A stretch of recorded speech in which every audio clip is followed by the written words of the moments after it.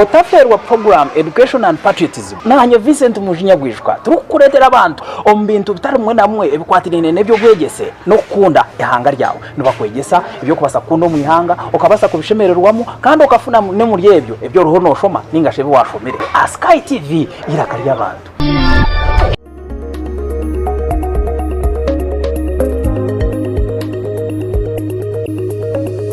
Sky TV irakari y'abantu. Ogundo mulindi twakwakira Sky TV irakari y'abantu turyaho muri Mbara Armakarista Road Agent Program Education and Patriotism program yo yonka erikuretera ibintu bikwatire nibyo bwegese n'ebintu bikwatire no kundi hanga ryaho Uganda irimo bintu bingi ebyo bwegese bimwe bintu bingi aze bibyona byo bikuturetera twakunda munongi hanga ryitu abwebyo ebirumu abantu nito tushemeye kushemeza ihanga ryitu twarihindura ikintu ekirungi tukabasa kurushemererwa ebyo bwegese byo birubita ebyo nanto bikuretera mu program education and patriotism at the moment omuchayi cha education curriculum barono bagihindura kandi nibenda ngo fitting omo 4 years ya orevo bakagihindura konka of course there are many changes eziba kugezaho kwinduramo nebindi ebitutura ntugamba waho ningashe kuza kubantu kugambira omisho twantu yongera on program eji education and patriotism izobere twino mutwe muhango kandi omutwogu nugukwataho nugukwatari nyowe na niwe arikundeba nabandi nzagamba aha kintu ekikwatinine na language ningashi communication because nagamba language I'm talking about communication niki ne tuyambeta okutamuza emirimo omu society ne tuyambeta omu service delivery most importantly iyo mwana ari mu ishomero iyo omuzire arikushomesa omwana wawe opportunities ezagiye akwasa kurabiramu akabasa kuba umuntu wo mugasho niziha through language nico turebe aho mu program n'abagenyi banje bunaretaha tukuza kudiscussinga anshonga ya communication so omisho aho nsakwa ntureba amashomero ngakora ekirukumara ku making sure ngo practically ga developing communication skills nagamba communication skills ntubana imanyisa reading, writing, listening and speaking okugamba speaking okurikiriza umuntu yanagamba iwe byakuba nagamba no bikenga aza kukubikenga obyihamu ogire cyo wabyihamu cyakwasa kuyamba okuhandika ko kurukuta are you good at writing kandi okushoma wajangu wano ndakushereka ekintu cyona omufirika okiteko mu buhandiki but is that good really tuyino kuzayishomero dento umuntu akatanga kugira ngo we takwenda okushoma no kuyamba ki nebe byona byo mu program education and patriotism tukuba tuza kuba to discussing aho wenu okureba other areas what is happening in the field of education is a lot sciences zikwasira kati abashomesa ba sciences nibatambura barukureba higuru because the world is theirs baba sente aba history nabo bari aho bagira ngo ito nitwe turuho aba geography bagira ngo ito we are teaching meteorologists we are teaching pilots and etc mbwenu shi enshonga ya language yo ntugitahi why should somebody pay attention on studying the language? When I talk of language, I am talking of Runyankore, I'm talking of English, I'm talking of Kiswahili, any language, as long as it is studied, ningashi netuyamba communication. So when you look at the issue of communication, this is something very wide and important. Okufuna murumo norabiro mu communication. Nanyaro ningamba I'm communicating. Aza nanta communicating akurungi. Sometimes unaza kushanga message yindi ningeza kuhereza iwe ya mara kuza kuteka TV yawe ya Sky TV na mnonga program ya education and patriotism. Unaza kugira tubitogwe byagambo byo kanta kubikenga. Azo heo TV yawe za hand. So ntwena kumanya opportunities ziri mu communication niziya. Tukazi kozesa tuta okubasa kuba abantu bo mugasho. Oh, can we make them a career? What are the career opportunities ezirumu? Aza twamara kuzitapinga ningashi kuzexploringa. Can we benefit in them? Abashomeso mu mashomero ningasha barangogeze bono bakora ki ku making sure ngo ba enablinga this field called language to be able to be beneficial, and how can we make sure that language has become another job? My name is Vicent Bwijuka Mujinya omtebekansa. Aza studios nabajya ngo tuyina abagenyi bo mutano aho abagenyi aba mwe twazo mu kirasi iwe yamara ufite ko TV yawe umanye ngo uri mu kirasi azo mu kirasi egi tuyina bashomesa bo rujungu abantu ba language consultants. These language consultants bizire kutugambira opportunities ziri mu language nziye niza kubanza na on my immediate left omucharo go bamweta Susan Matungo no mushomesa w'urujungu. So mudakikiye mwenyenda Susan tugambire aho kuruga tugambire subject zo kushomesa then tuyongereyo misho. Uramusiye naba kutureba since this is your first time in the program. Thank you very much Mr. Vicent. Izina Susan Matungo ngoko babagambira ndiyo mushomesa Almina High School ndiyo mushomesa w'urujungu na literature. Wabare mnongo n'urungereza ngo mucyara bo kubanza umushomesa hanza ayabasakutaya yo mu studios za Sky TV na mnonga on program Education and Patriotism. Kanzo ma big gentleman tugambire ngo bamwita Nobert no mushomesa w'urujungu na literature aza nawe twenda tugambire mudakikemwe ahakurga kane bya kushomesa tugenda mu misho. Yeah, thank you umtenkasa program. Amazina nibya Mujinya Nobert umushomesa wa English and Literature nishomesa Western College, nishomesa Heritage Vocational and Mbara Light School. Okay.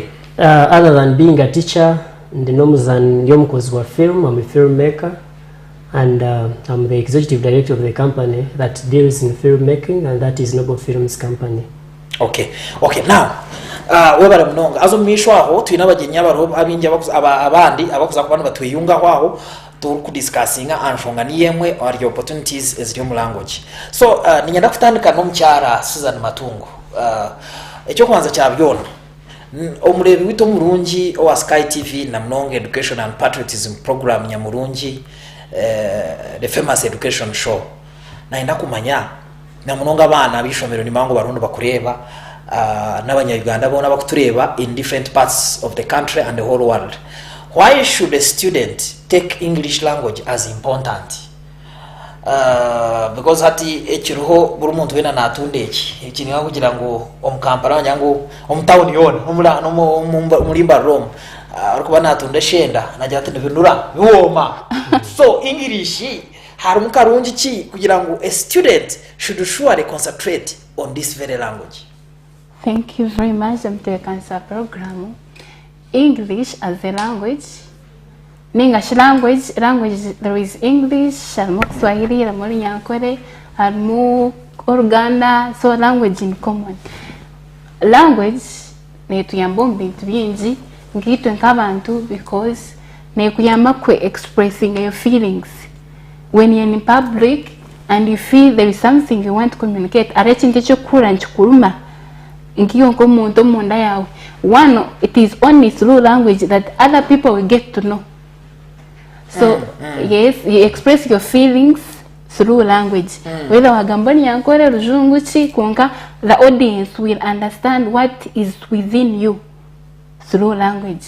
Then secondly, language etuyambirombe ntibinji, especially teachers of language, we know how to communicate. No gambana bantu bakuchenga kani obachenga.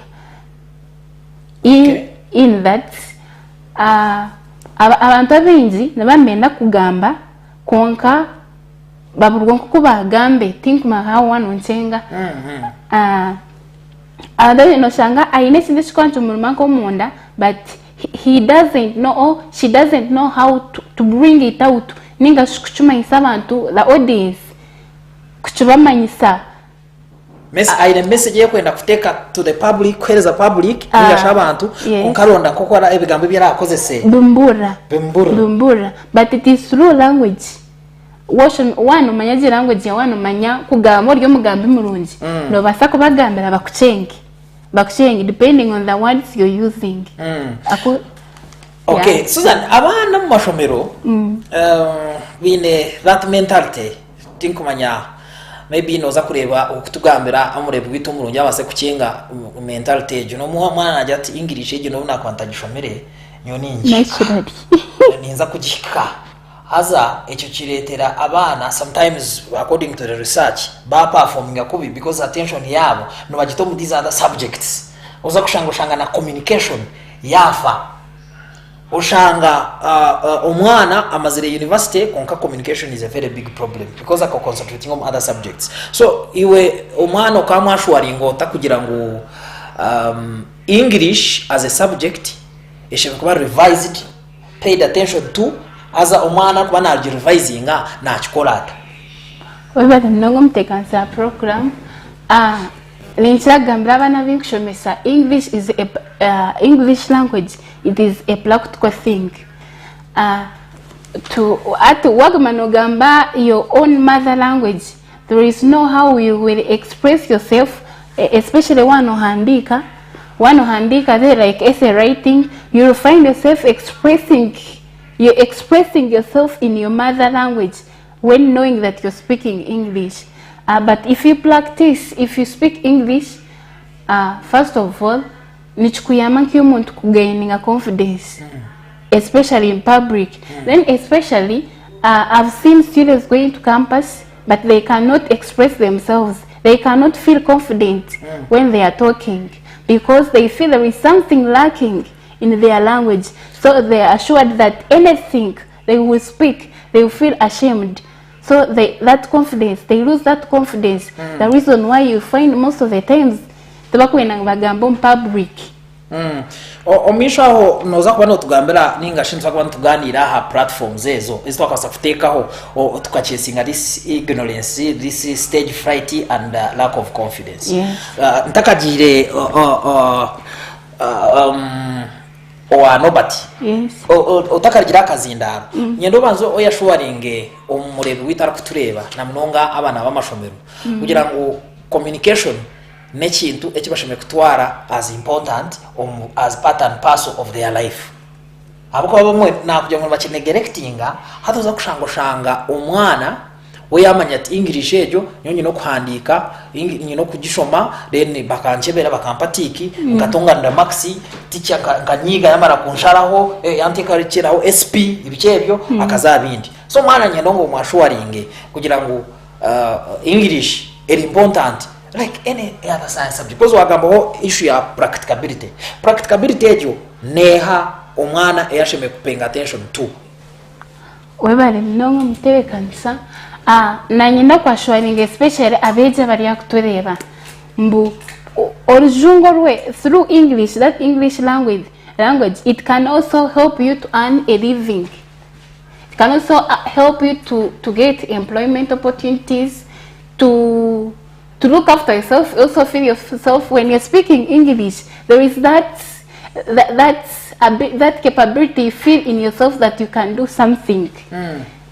For example, you cannot be a teacher in class when you don't know how to communicate. Communication, of course, it deals with language. You don't know how to express, even if you're a science teacher and you feel you need to communicate in class, you need to explain that thing where you want someone to understand, where you want the students to understand. So what do you do minus language? You have nothing to do. You have to communicate, and through that communication, it helps the students in class to understand. So there is no way how you will communicate minus through language. So it is a source of employment opportunity. It is something that can earn a living to yourself. Thank you so much.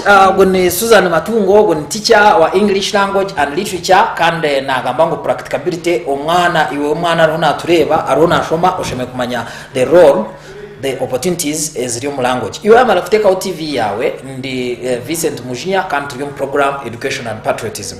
Omwana nobati. First of all, oguno mulungu ndi kankwachiri. Yes. Ntwenda otangaze omurebe bitu wa Sky Murungi wa Education and Patriotism. Reading is a problem, a very big problem. Bayana ngo bana ndakubika kushereke kintu hamufirika kiteko mu reading. Imwe karango giti cyazi. What are you doing to make sure that the problem is solved? Kano mana yareba opportunities is mu reading as a language skill. Okay. We bari no mtemenasa program. Being a teacher of English language and literature, my subject involves a lot of reading because omwana atawase kushoma katabo ka literature kakachenga when he or she has not read. English has passages which test comprehension skills, and skills as a comprehension zigumu kushoma ekintu ekiba kuhandikira okakishoma okakikwata okakichenga ukabona corresponding to answers. So wabuze ekibuzo oti how are we trying to improve on reading culture? Kujukundu sabana omwana kamanya ngu reading can be a job of itself. Yes, one, to take out some reading competitions in schools where we set passages for learners to read. But even in class when we are teaching English, there is always an element of reading in class. By doing that, when I read and other people are listening to me, they will understand that I know how to read. That builds his or her own confidence to keep reading. Then like we always encourage, especially literature scholars, to read the books on their own, because when you read, you understand. This big challenge that has been there in Africa. Africa, if you want to hide anything from an African, you hide it in writing. So most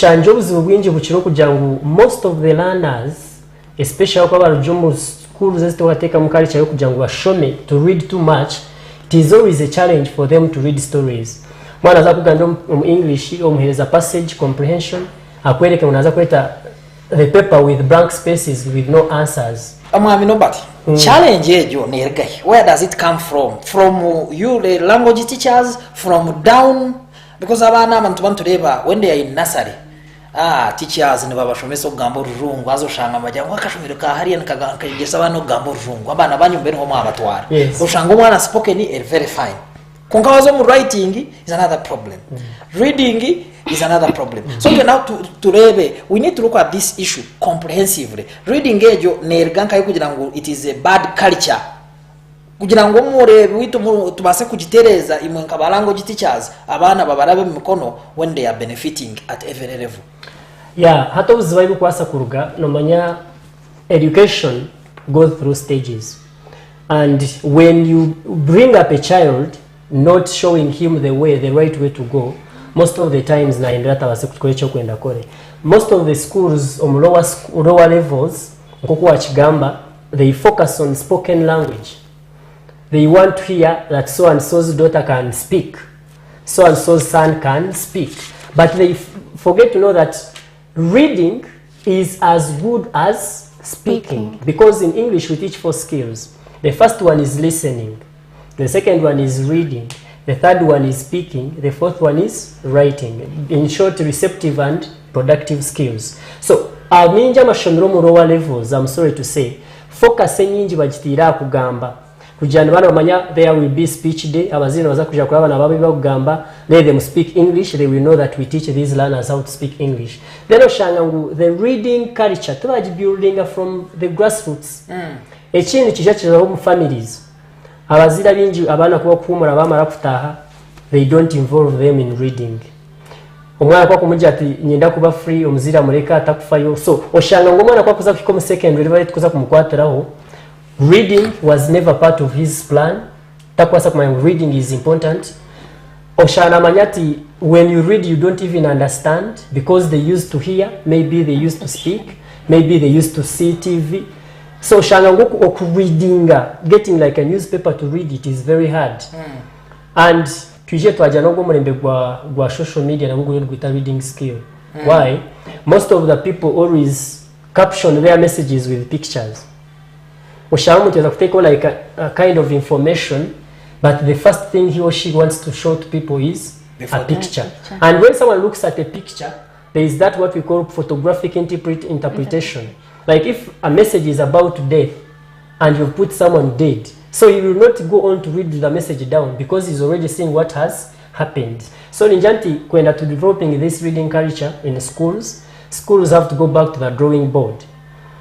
Have sessions where learners are going to involve in reading, because in class alone of English language will not be enough. Sciences, you see science, yes, we need science. But we also need to know that science comes from language. Because without language, there is no way we shall know that this is biology, this is physics, this is what. Maybe mwe bashomesa ba language to improving it beyond doubt that you are important. I always tell people, actually, this talk that is over there, arts and science teachers, I tell the people that English is a science subject because it is a language. Language is scientific. You can't, there are reasons why a person can fail to speak. Biologically or scientifically, there were things that were lacking, and one of them is failing to hear. Omwana kwa kuzalwa tahurri, tino kwa developing a language. So, ninjanti, because of this science trend that is coming up, science there are always formulas. If you want to get water, you do this. If you want to get this, you do this. So instead of kushoma stories are English, stories are literature, I better understand how to get more concept equations. I better understand what is physics, which is a short statement, what is it, which is a short statement. Reading culture. Then the chindi, when we were still in school, developing a reading culture, these things that they used to do in schools, production of school magazines, pinning some information on the notes board. These days, when you pin information on the notes board, even learners don't read it. You find that even learners don't know that they have a timetable of such and such an examination because they don't have the reading culture. When they go for preps, instead of concentrating on reading, they start drawing pictures in art. They start discussing other things that don't concern reading. No, but in Takagarchire or Susan, in Munkabashomesa, are you really motivating these students to embracing the opportunities of reading reading as another job in the making? Yeah, we are trying. Looking at the activities we do in schools, like even Uganda, reading in class when we are teaching, giving some learners a chance to read.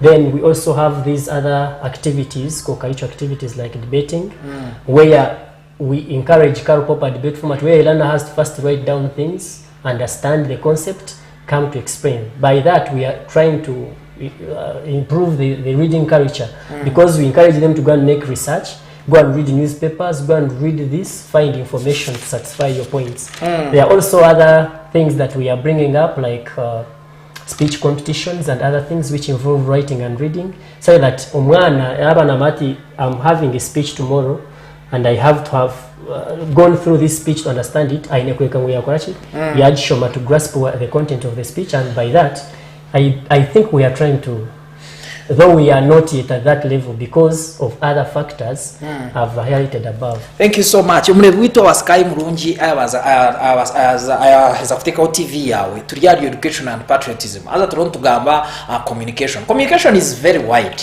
It is very wide, and the mother of communication is language. Without a language, there is no way ukora communicating. So there is a language that we need to look at and emphasize kugira ngo tujubreaking as tubase kujembracing. So turonto gamba ahanshonga za opportunities. Abana abo mu mashomero no ba debating aza ku debating abamwe baba forcing abamwe biruka abamwe bosha ba debate hinduka debate abashomesa babanga. So ntwe nakumanya are those activities embraced by the students or abashomesa bajema just because it is what their subject entails? Madam Susan, yes. Debates muzino mu mashomero.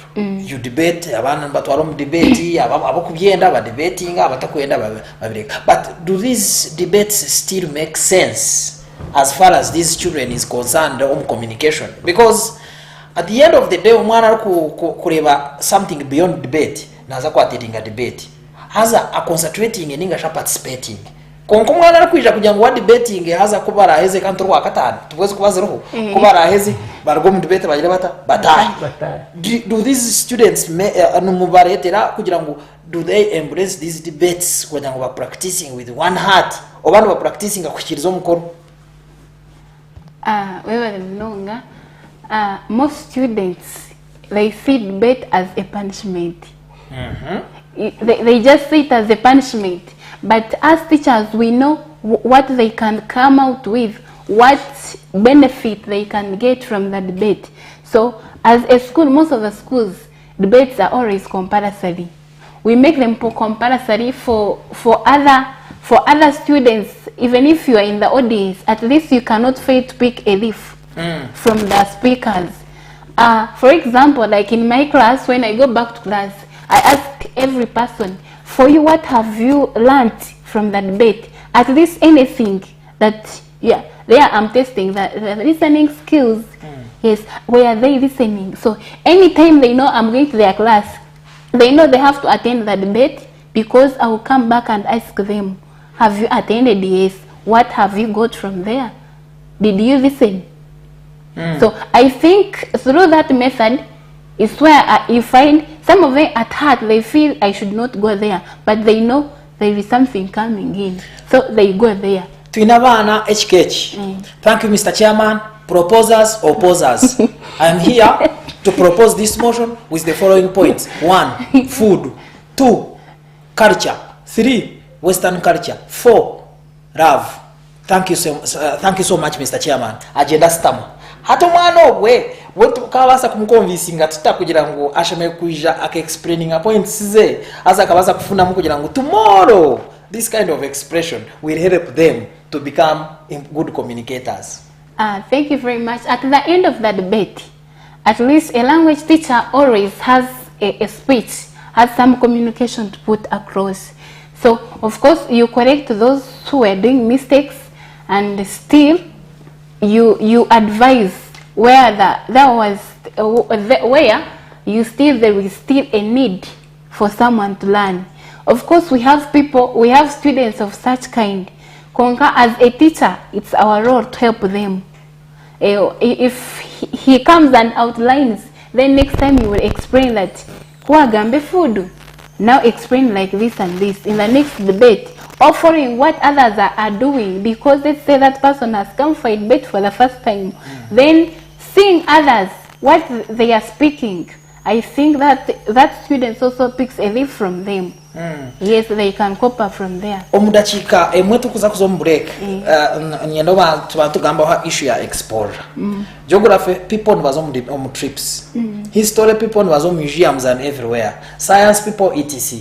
So umwana kureba Sky TV ningashi arukunda debate. We imwe exposure ezimukutwara mu abana ababa bakabasa kureba varium language ningashi mu 4 skills niziye. The first one is listening from people who are presenting, people who are speaking, especially on this show. Especially like this show. Most of the students are in the holidays. And I hope they are watching. I think so. We love you. Those who are watching, I think they are picking something. They are talking, you talk to them. At least you should pick something from here. You should know, like, I think they have that feeling I should also be there, speak like the other teacher.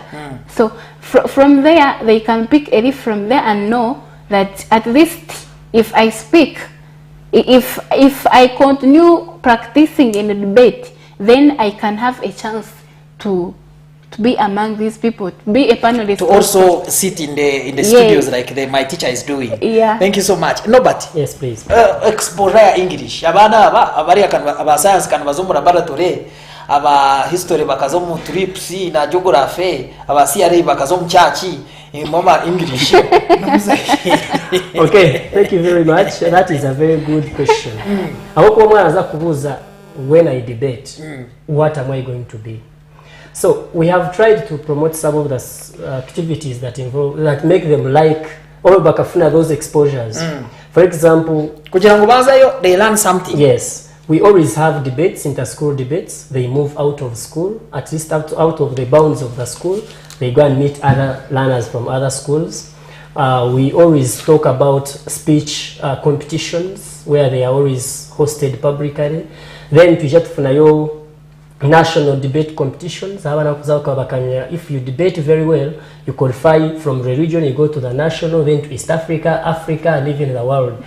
So we also practice other activities like MDD, music, dance, and drama, where we train them on how to act on stage. That is a part of communication. Then if you debate, if you practice MDD, you end up doing this. omwe tukwatayo some clips of them acting, and that promotes the language skill and inspire them.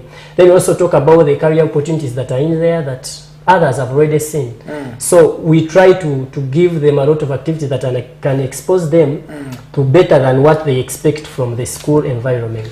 We bare mnonga turyo mu class wari kuturya turyo mu class ejine ya English class ne ya communication skills as a edu program no gishanga honka Sky TV education and patriotism turya Makarista Road umuremo mbara ntugamba opportunities as your language yo mwana ari kutureba umuzire head teacher director ushobye kumanya ngo these opportunities nizo kutuhindura abo mugasho nyencha kare ndi aha mzindaro just because of language iwe no shombe kugendo mishwa skuli no mu mpapura za mahure because of language so ntwena bana tubateke mu himbo babase kumanya ngo there is life after debate. Teacher Suzari yajangu debate sometimes abana bamwe bazitwara nka punishments yo mwana ari kutureba ninyina ngo o stopping ningashi orere okutwara debates nka punishment nekintu cyo kimugasho munonga abo kuba okuza kureba there are many opportunities abagambi aba presenters ba radio aba ya TV nkanye abakushome mpapura z'amahure aba editors abo bona bari yo mu category ya language bitu katuzo kache mbreka twamaragaraka nzaba tugamba bingi munonga azi yotargaho we bare mnonga.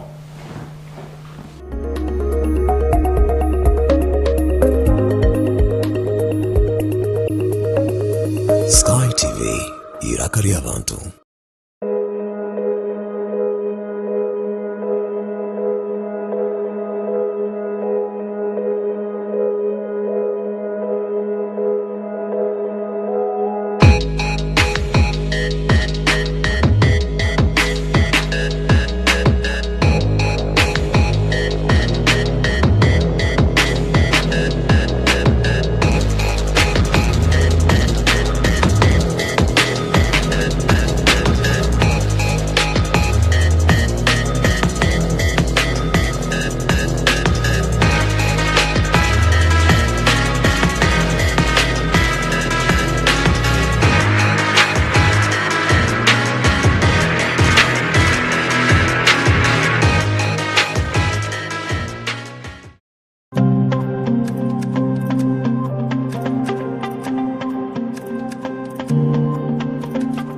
Bulirwa kabiri shaishatu nechichweka kwika ina nechichweka zo mukiro otaferwa program omuhinji no mulisa aha Sky TV. Kwega abahinji okega abakugu nangwa tukakopa nari abo bantu ababasize kuraba omu business age bari kutwegesa kimwe bibiri bishatu okutwa kubasa kutunga entasya ombyo buhinji no bulisa obwe turi kurabera omu mataka gitu make rero tyo tukabasa kutunga entasya nyamurungi obwe program age neza kubone kukiboho nyowe kanwa kagamba Edmond principal farmer omuhinji atarukwata mu itaka.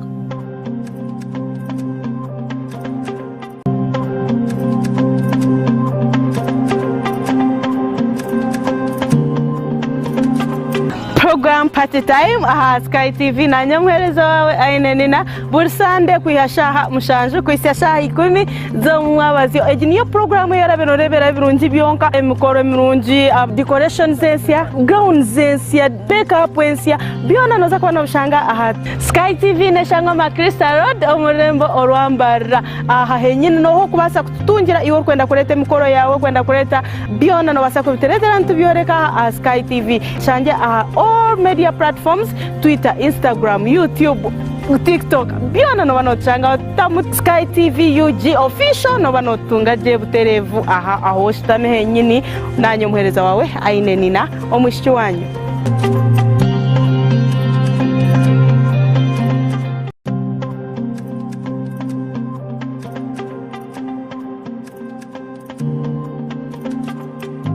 Otaferwa program y'omukozi buli rwakana shaishatu nechichweka kwika ina nechichweka zo mukiro nanye omuhereza wawe agaba $10 abakozi abari gukora emirimo yabo emirimo y'emukono ndija kuba ntubakuretera aha Sky TV obase kubegeraho iwe omunyeto ryokwe toyine murumo ninga shitori gukora no basa kwegera aha bakozi aba obase kugira ekiwayitandikiraho na nitwe aha Sky TV irakari y'abantu.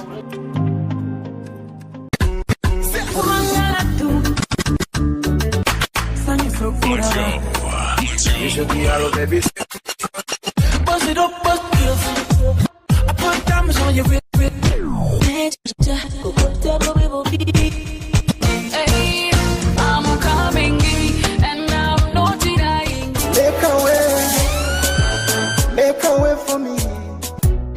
lunchtime request show aha Sky TV okurugoro kubanza Sera gatano shaha munana shaha ikumizo mwawa not kwanta omudi atamushana akushaba keshongoro shaho birthdays no manya oryoko to kumanya muntu wamana ok celebrating na birthday twinemu obutumwa bwingi aho surprise calls ziri no basa kohereza obutumwa mama wawe tata wawe omwana wawe nenga shi boyfriend wawe nenga shi ex wawe kurga shaha munana shaha ikumizo mwabaziyo hanuya aha Sky TV iraka ry'abantu is the boy king Madonna Cubs baby bam bam bam bam bam bam bam turebere enshonga za rukundo aha rubaju rw'omwami n'omukyara boyfriend na girlfriend narishi abantu bingi abaryokwe habiremu obutikirizana habamu n'obutabanguka omu maka turebere ngu ebi nibireetwamu obuteesigana okushanga otinevunanizibwa aha mukundwa wawe too much expectations kandi na lack of respect for your partner ebyo nabishanje aha Sky Television on program nyamurungi eya Love Drive erabereho buri Sunday shayina necweka paka shayitano necweka ezo mukiro sakwa tukusiyaho amabaraka g'abantu harimo enshonga zitari zimwe na zimwe tukusiyaho n'obuhabuzi kuruga abantu abaryokwe nanyo muhereza wa Olivia Kamsime tushanje aha Makarista Road hihi na Kabaterine Primary School narishi aha social media platforms zona Sky TV UG official Sky TV irakari abantu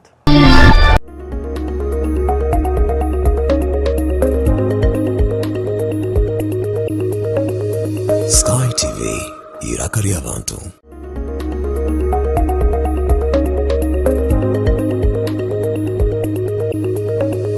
Sky TV irakari abantu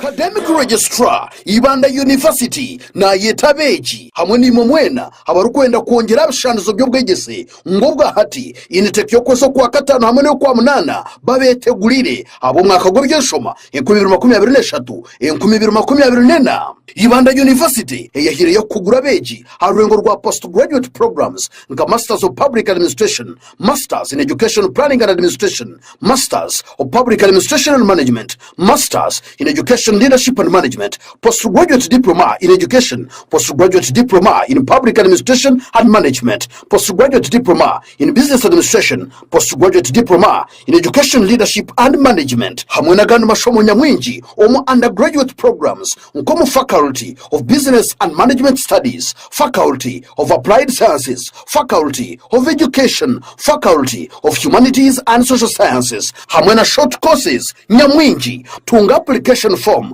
kuruga chibanja chabo echa internet www.ibandauniversity.ac.ug ninga gamba ni Ibanda University alinotu mushanju ina ibiru not emwe not ina ishatu na notu mushanju itanu mukaga ina mwenda ina na noti mushanju not ina ishatu notu mukaga mushanju emwe noti. Ibanda University, hard work for excellence.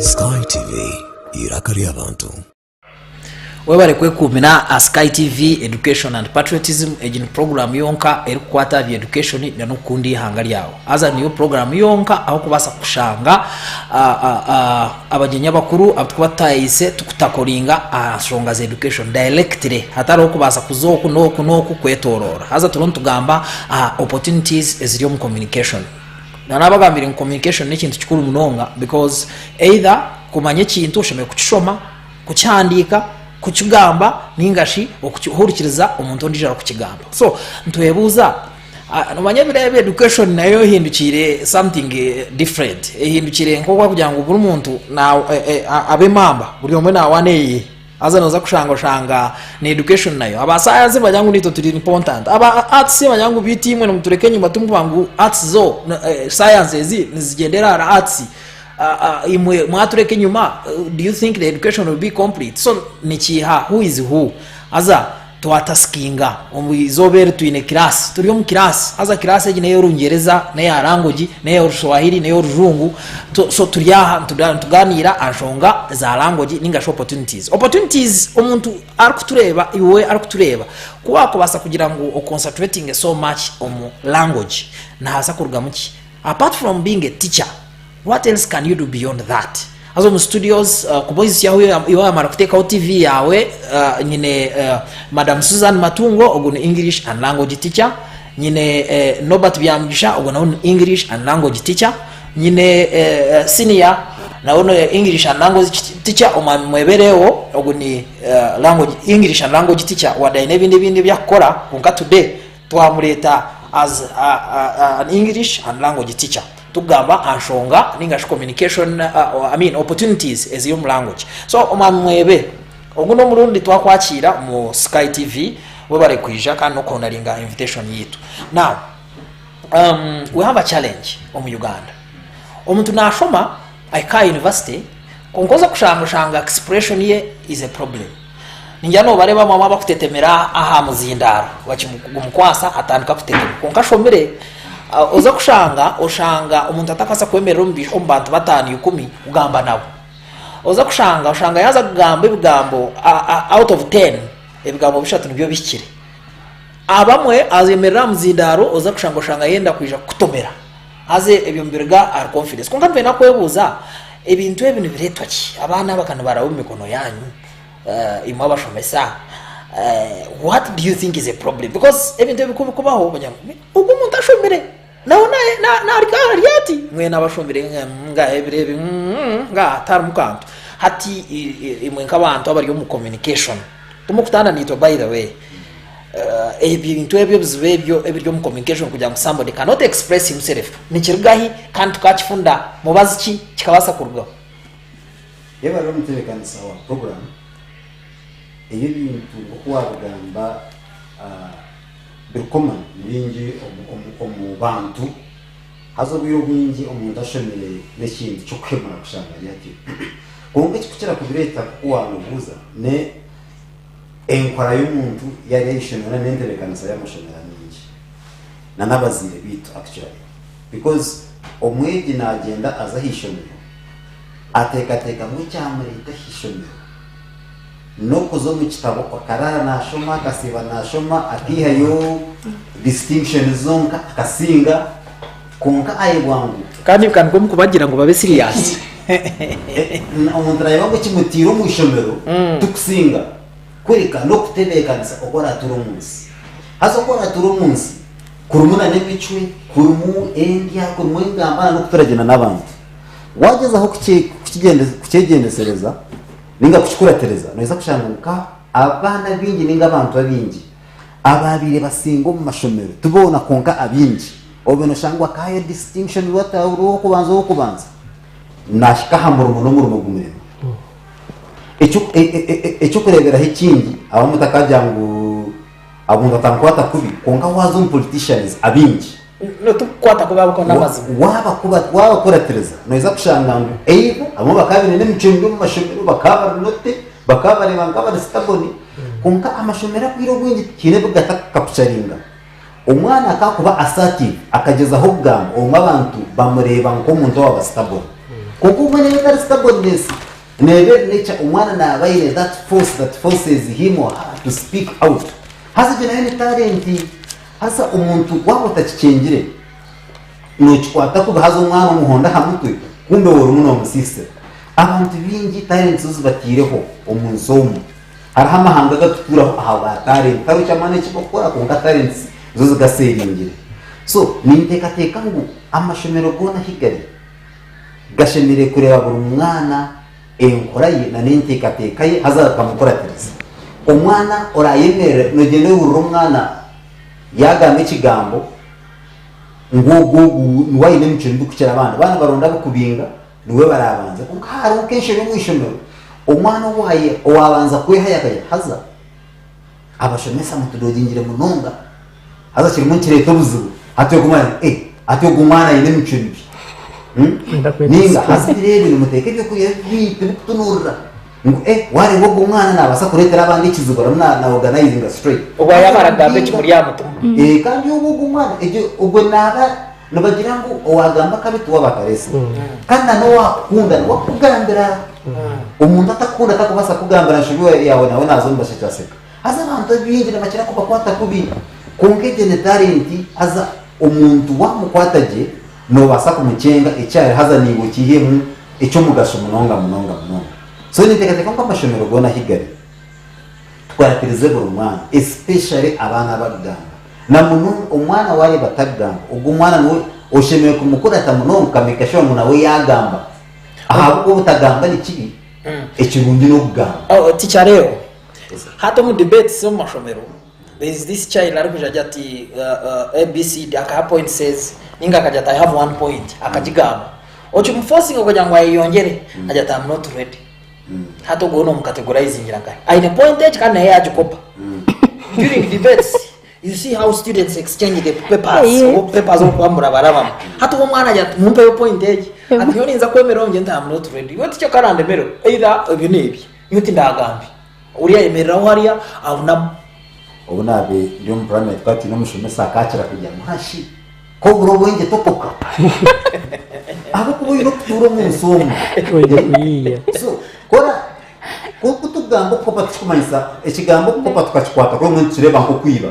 konga katuzo umuntu urayense ndemo nyine neiba wanje natunge koko naziguza nuti nyine kinyine ko nkanye n'umwana kutungira mu mvuko nareba nakora sente nimbasa ko mukopa nanye tunge ko ninga ndebe nkati nanye kare kanko pe hati tunge mbizi ko kama nyengu itungo ndikora ki niriyamba so obwiro bwingi ko umwana wagamba ekizibu kisangira mu mashomero n'abana bingi noshanga ngo abashomesa ati ngabo ruzungu ni cyo kurebera hirtine abana runano mushomero akondi mushomesa konka abashomesa b'uruzungu turimo abantu bashatwe kandi umwana wena at that level anashomora ruzungu satkuba kuba binje umwe ori makushika hari bujumwe konka umuri gushikireka ricamunegira ngo kikabe kiri burumishomesa seme kuba na following abana 55 so hata noshanga ngo kuba bingi abamwe bafere wo kongo umwana owajya ngo I'm not ready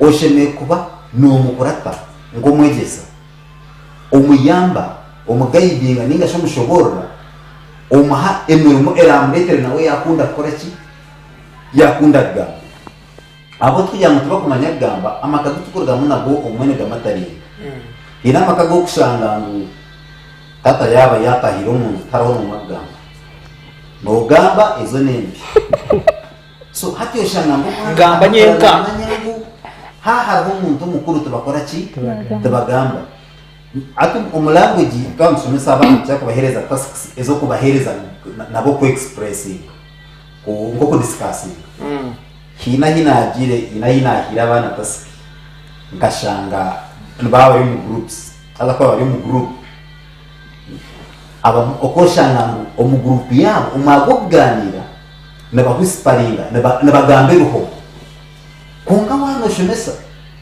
oshemeye kusubire okahereza abantu mu mahazo kirira hariya iyo kabezi ukashanga tabaruho buri makagamba bakisi ngo n'utongana no kubutongana mu kongo mu kutonga n'umwe nabono manyira mu nature ninga culture enkora y'umuntu kandi aho muyabo mutacyaha ukutongana ni kibi mwana mugabe abana bega okuturana bataye babo bega gane nabataye babo bega okusharinga so tasks twereza ni insima nyuka ricura mu bigerezaho leta abo kuba eringe mwene kiforowinga konga still kiri overwhelmed by numbers government kureba se kongera abashomeso mu mashomero abo kuba hati nyuka ricura mu yone nungi konga practicability yayo tekubasika abo kuba enamba tekubasa ku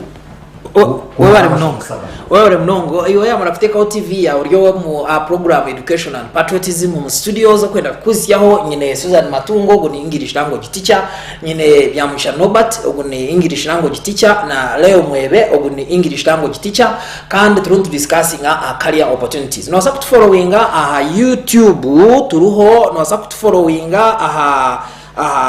Facebook we are live wazo kusindika okutesa kwawe azantuza kushoma and as I talk now ado ogunarga nyibingo ogun lecturer thank you for the good work message then nyine Alex oguni nargo mu gastro I'm watching from old Kampala Alex webare twin and different other messages oguni ire ni ariyo mu nawo no murebu wito orurango kurwo mu Kampala nawe arona to watchinga thank you so much nama kutureba musindike messages zanyu abarya online tsakushoma bitu tugambare opportunities za language iwe ko kuba no gamba ibyo gamba babicenga aza no bacenge so twakora yo mu group organiya nabatahi bawe point no giteka does the point reach home oba no gamba haza batahi bawe bakwishanya ngibi bituka waturusiya bitu byo gamba katako bicenga kano gamba muno such kind of information so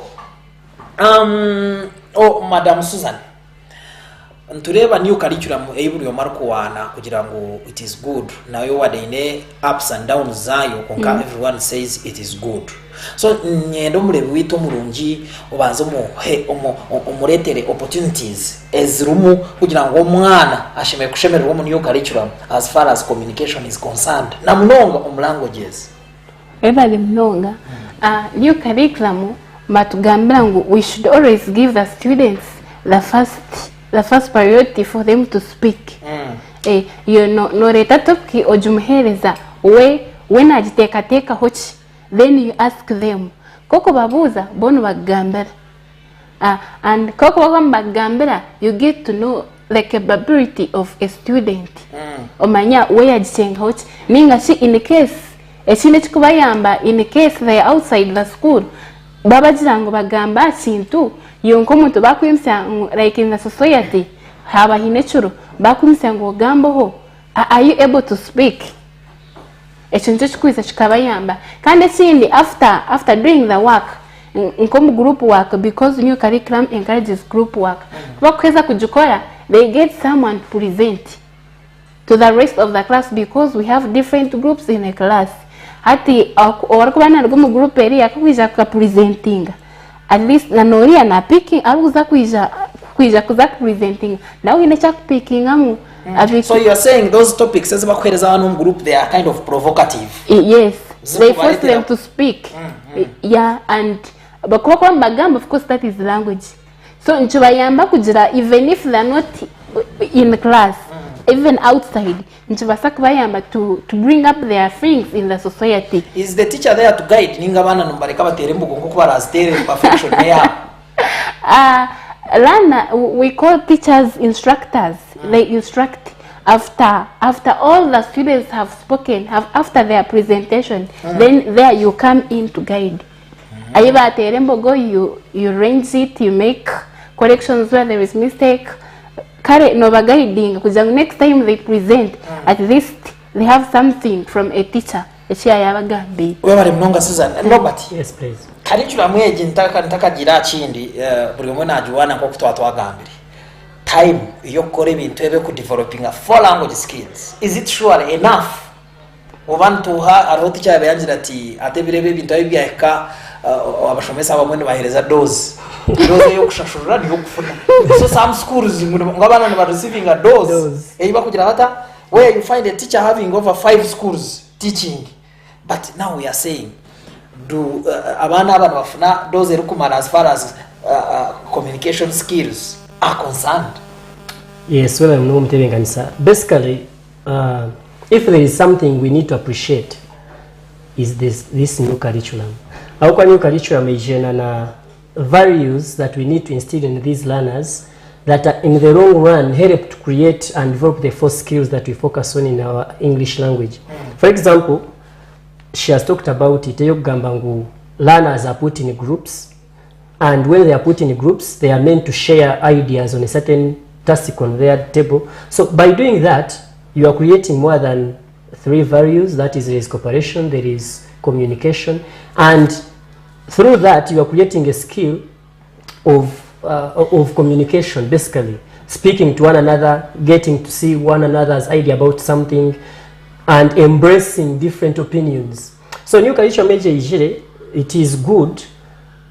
It promotes cooperation, it promotes communication skills, creativity, among others. But what is the most challenge with it? Time. Time is not going to be enough, because if you're in a class of 200 and they're in groups, let's say 10 groups, you have 80 minutes to teach. You will find that at the end of the day, you have given a chance only 2 groups to present.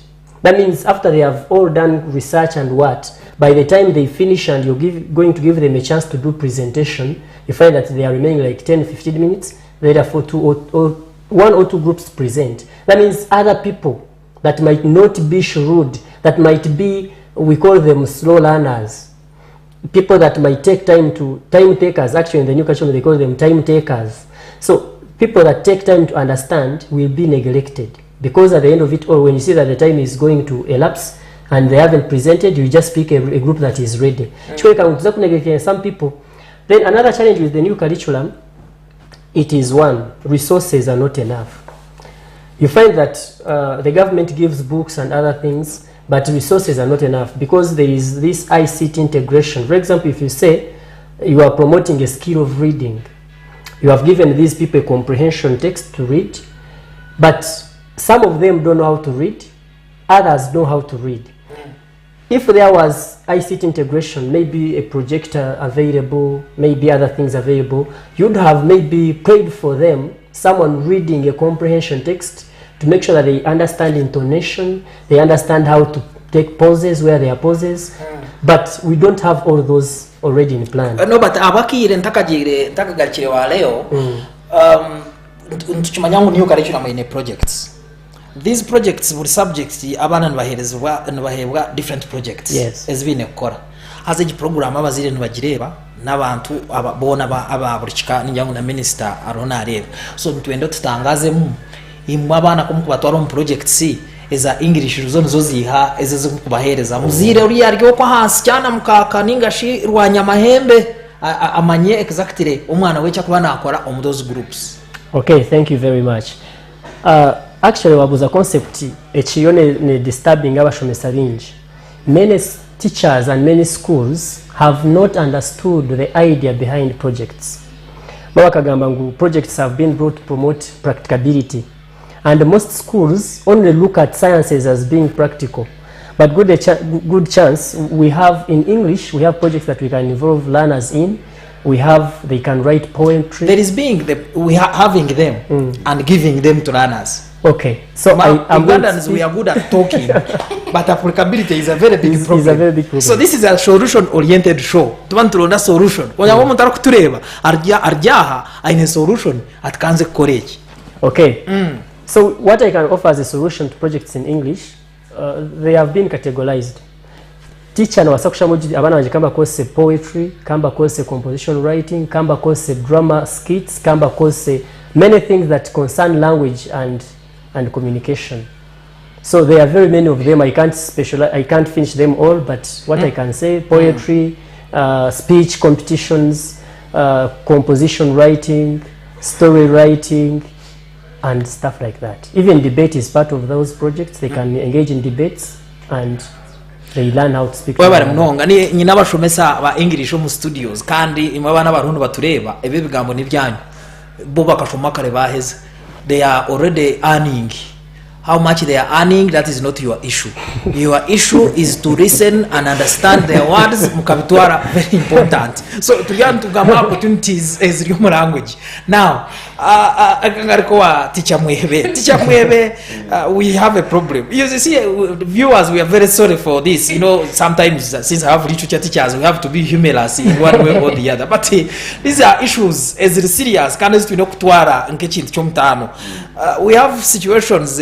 Kushanga omuntu abakusinga nabatina kuzomisha gabantu kugamba maybe nyendo hereza ho more light yes wa watwira ho more light konkani na again I put the very question to you stage flight, lack of confidence.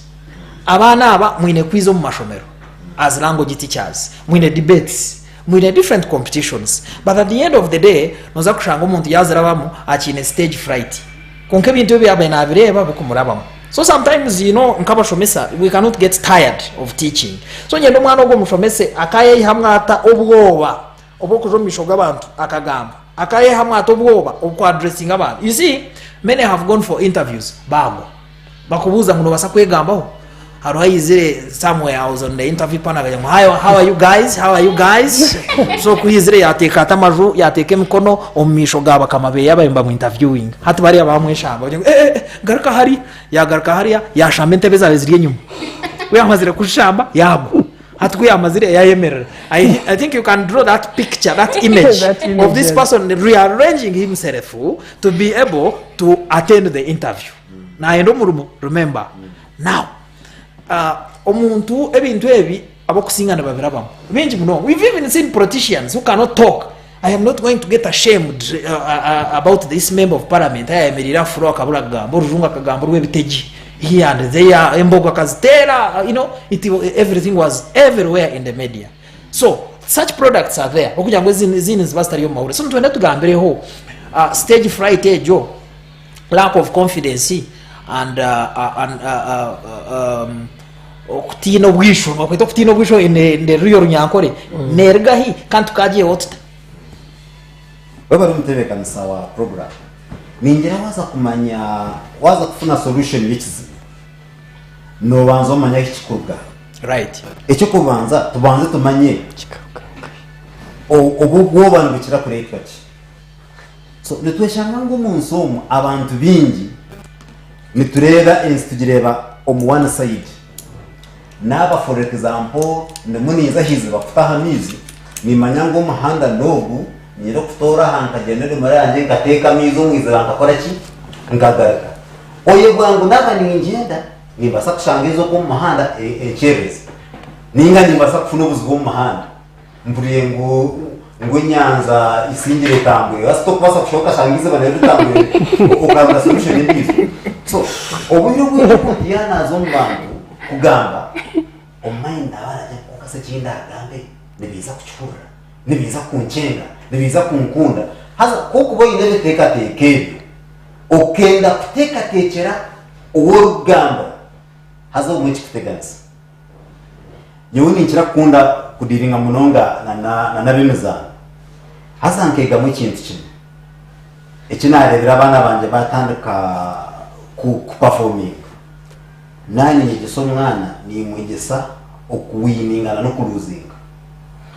So waba ntugambira abantu ushimeye kwihamo gwoba tumurimo gwawe kumanya nanka yancenga taningaci chana karize yakubuza nyewe cyanje cyane taha for example kundeniza kugamba aha opportunities ziri omulanguage hino ndagambe akamanya chama isalangu ni basa kora musente iwale ba musente hino unagamba bishubuntu yiro kuba buri omwe ino kora chipasive ukonke chamani oyine chiwaye gamu. So omuntu ekikukira kukirete ejo yana agamba n'ogugwoba nibakunkwata mata kunde n'abalinze kusaba karuru nibiza kuncenga bakampe kunde niza kushaba umurumo omuntu nabanza shikareba abantu just abatinisa agira ubwoba na nebigambo byaba akuramingire byona mutebirugamo ahaba ubwoba kunka omuntu wabo tuyire no gambana n'abantu kino umuntu woragambira ukamushobora akakwata kubikanda akakuzuma no kuzuma ukamanyangu itizo so nomo kumanyangu nimba sako baningamba kunko umuntu acenge b nimba santa kuhandura ngo umuntu omu situation age dokuba kubana no kwegesa okwadressinga abantu bajyangu no basa kwemera wano gambira abantu amatuno gabagari mu audience konka utakahura iwebero muno gamba mu audience konka reba face z'abantu na nemeno yabo uwikize bagamba obeno mangu either ekina gamba bachikurati konka washanga oringa preacher ningo byaharara ningo muno addressing abantu byo kashango bariyo bashekano baganje n'usanga tubakoratire amwe bagojegire so na no mugamba hari tweta voice projection kina ko rabero gambo kenda kongeziraka kugira ngo umusuri wavozegera ningo kenda ngo rikendeza kugira ngo omuntu ayinuse kuto abe attentive ejo nayo ni skill twantwigisa abana umashomero nitubegesa ngo waba wanugambana n'umuntu effective communication netaga feedback tikumanya sangu naba ningambo garike moti ye ninganga no yakuba facial expression harimo kubana ugambanga ikintu karo umuntu yajirati ntimanyi manyi sangu ejo point iwa gamba yakora ki yamushikama orarebera umuntu arimo areba na wukinga rohari arutagamba takora ki ukareba umuntu nkizigari ntimanyi manyi sangu yo point yashikayo ikigendero cy'ibwana ugamba cyakora cyashika niba ukashangura umuntu ugamba ukarumuntu yeka yashika. So in other words, Mr. Mwebe, you are saying ngwiwo mugambi ningasho mwana rona debating watebekana se points ze as tebekana se kurungi as delivering a message ya feeling very important. Obafuna opposition or not, that's not a big deal to it should not be a big deal to this person communicating. Exactly. Kandi kufuna opposition echo cyongane kimanyisa ngo bwagamba bavura. You see, I was reading a poem. It was it called The Beard, when the pastor was in the church preaching parish plate here and there, where and there. Hey, your beard reminded me the spirit of my dead one, my dead God. So such things scare people. You're not sure whether people are getting what you're saying or whether they are just looking at you and laughing. So no, but how can I be sure ngo message yanje it is being perceived or batu bakurushe cyera because ibintu ebintu byo abantu kugamba maybe naza kore example communication yonga netandikira aha outlook yawe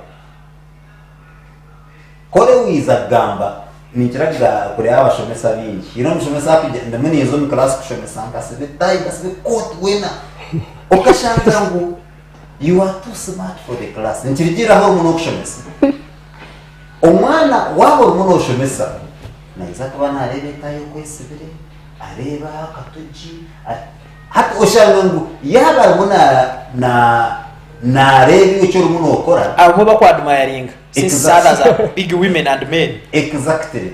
So ngashoma ku counseling azabajya kubanoza ku counseling omuntu osheme kubanza kusharanka we haza teachers bono kubajya kina karashomere counseling mu education. True. So wabanoza mu communication wabanoza for example honorary no basa kushana n'abantu abo umuntu ugamba nabo bakakucenga hatizo umuntu wa akiza azwire nke bitanavurike nintekateka mutina kwasa kumuvurikiza nuba mureba maybe kubanza kwizo mutwe ubunumubira mwimi nakunda kuri bimubira buyumwe nabo so oshimye kubanza ukasha icyo umuntu ukora ningo kasha audience yawe haza mukashikana haza mukaganira giye mukashayari. So communication kuza kugira effective communication netandikira iwe okori auto Over Mnonga, Sky TV, Aging Education and Patriotism. My name is Vicent Mujinya Bwijuka. Turon tugamba opportunities as your language. Bitiwe amarafuteka hot TV yawe na uyanwasa kutufollowinga social media handles zizo zona turuho social WhatsApp, Facebook, etc. Nosa ninga shoro saku kuraba smage kusindika message 07098966131. Ninga shi 0789655255. Otsinchire messages za tutese akuba ejini program yawe ejine yanjye turiya communication bitiwe communication yawe elieta. How is your communication skills oineshoni no asakuze hamota ekizibeki oracha kirakwa affectingire and how are you trying to take it away? Turiya at Education and Patriotism, the famous education show on Sky TV. Turiya Makarista Road omlimbara omwami Nobati. Yes please.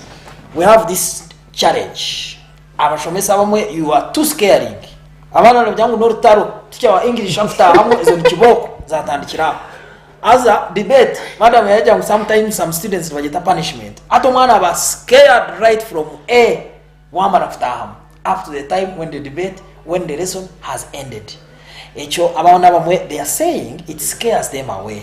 What do you have to say ningashi ko baro no mabgoza abashomesa mwana uno imanya ngo tough.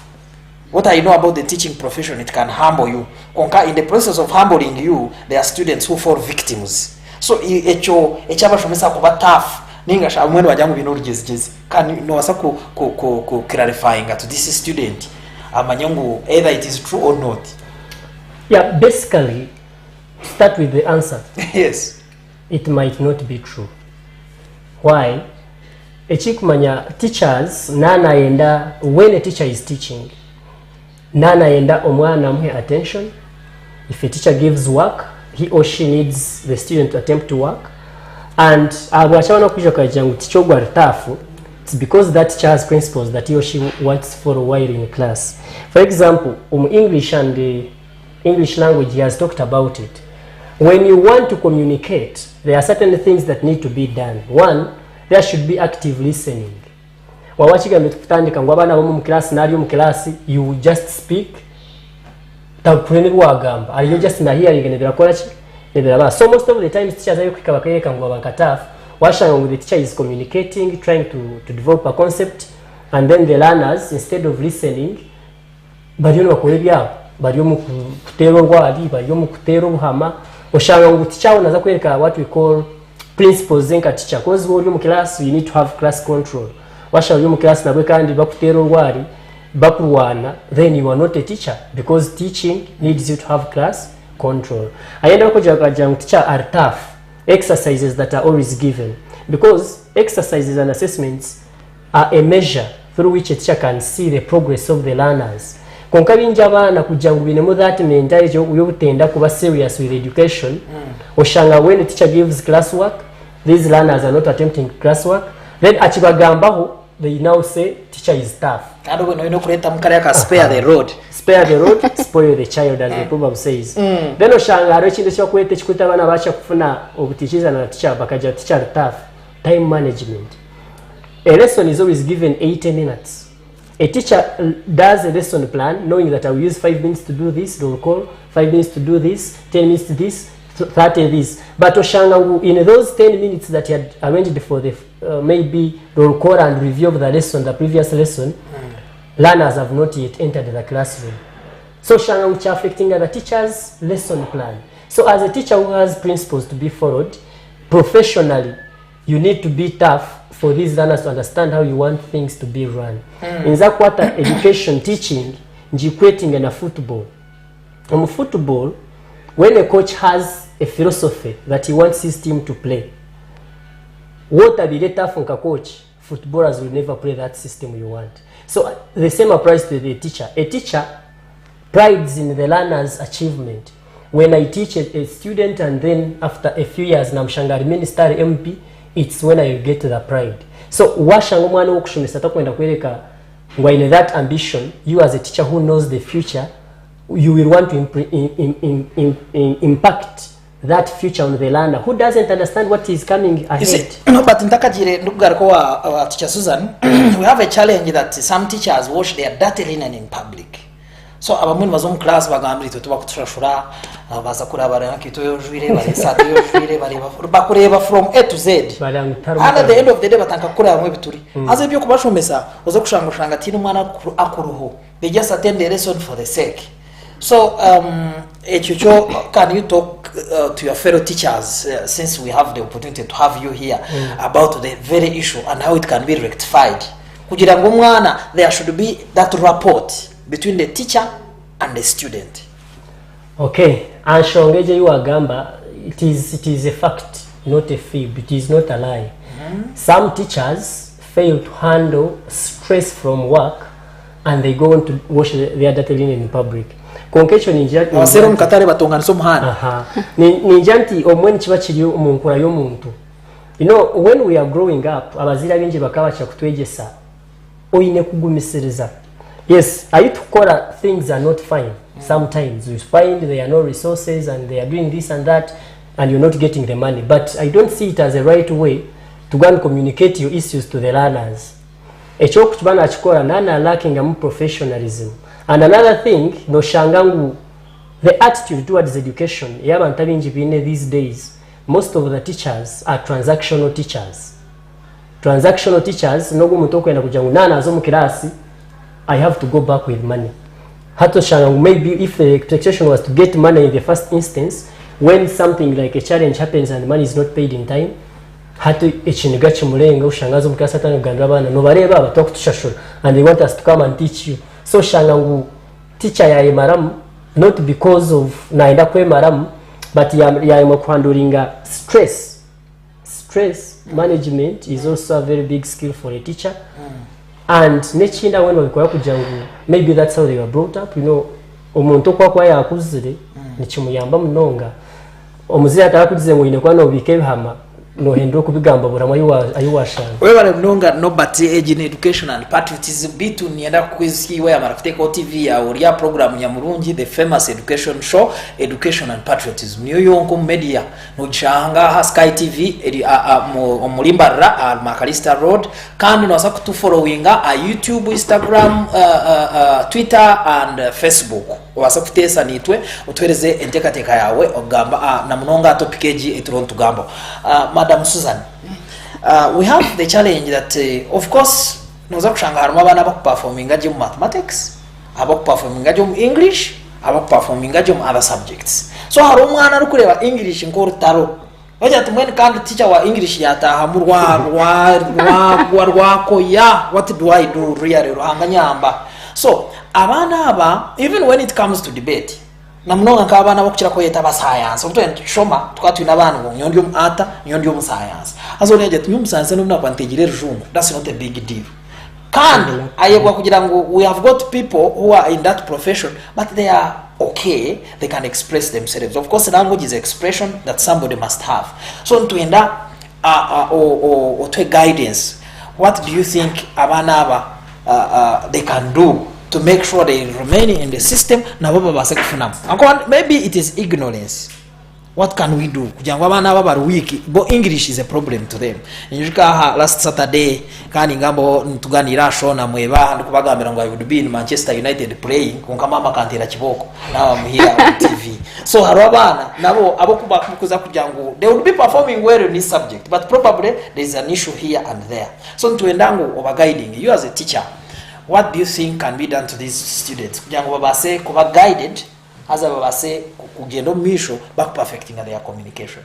Nonga nimaza kutezo story arumwana kandi mshomso mu kalasi namja konka shi nabwa chota otakujezaho kwikozungu, and I was still new at that school yangamba bwintisho ndeke kubanga urujungu abo mukama mangu nurungwa myself ninchimangu na nyurujungu nurungwa atubwenda basubutambasa as a teacher and I was hurt like nyoko mushomesa chikankwata we na teka hata ngutakuchubasa. So I called that girl nambuza nabwa shiwe no teka ngo jungu toka basa kubika no kutwakta hoji atnyoni nyemanya atwishi at even my sister failed at kabainimwe munana. So it is a family disease. Atwenda kunyereka it is a family disease bwe no buna kwarachi tichumuru mungu na basa kwikora jungu. So there are very many students with those attitudes. Konka timuteka ngunashora rumuntu rango yanjire ngo gwa ikora jungu ngo chiriya, but you create it within yourself. Nkoko ko banoteka ngo basakora mathematics or GK, it is the same thing with English. You can also do English and pass it. So have I hilemu that feeling that in English you have to fail? No, it is like any other subject, and above it all English considering highly, especially in these enable things. I never akore chikureba ngo ya trisi ya fit ya sigarum system pora rukondoroza yo ticha kwa mondorozota. First of all is mentality. No kumwiha mu mentality je kugira ngo uwo rujungu takabasa kurukora. And how do you remove that mentality from that student? No kumwereka opportunities that are in ezo mu rujungu ezikubasa kumuletera yaba a successful person. No kumwereka like you also nitawushimiza tubatu zindu gambo rujungu. Munyankore from Mitoma. So omuntu wa Mitoma deshina yishimekwa ngambo rujungu to that level. So you also create it within yourself. Like, I can do it. I can. Your sister failed, so I still may have to fail. No, your sister can fail and you can pass. Ekiganiro kibonire gene Sky TV kandi tuzakoza wakati mu break aza twargo mu break mu last segment yitu nzakuba tugamba career opportunities bitu orujungu na rugamba na debating compositions nazahandika nakore biti cyarukwenda what next after school, what am I going to be neje kinyorekerire nimba sako benefitinga to language are there benefits zinkobasa kuba abashomesa aba mu studios na bajya ngo nyine mu teacher Susan ugu ni teacher wa English language and literature nyine no teacher Nobert bya Mugisha ugu na teacher wa English language and literature bitu nyine na teacher Mwewe leo gunwe English language and literature teacher tuganira opportunities za English language ningashi is a language language. Of course English language is the official communication, the official language of Uganda. So najigamba umutajango abaswahili mukajanga tito kandi yatureka bitu tutakagira mu short break. Umurebi wito murungi niba abana bakutureba hero aho ninyenda kubagambira ngo 2017 omwezi gwo kwa mukaga third week ya second term twine essay writing and public speaking competitions naza kuba ziri ayishomero rya Heritage Vocational Secondary School omulimbara aho mu Rugazi and amashomero mingi agutwesire kwenda ngo abana bashowcasing opportunities zabo omukwandika essay ningashi speech no mukugire delivering twargaho zakubantuza a next level kugira ngo the debaters will also get the chance. Maybe you can be part of those who will benefit from this. Katugarike otargaho Vicent Mujinya Bwijuka.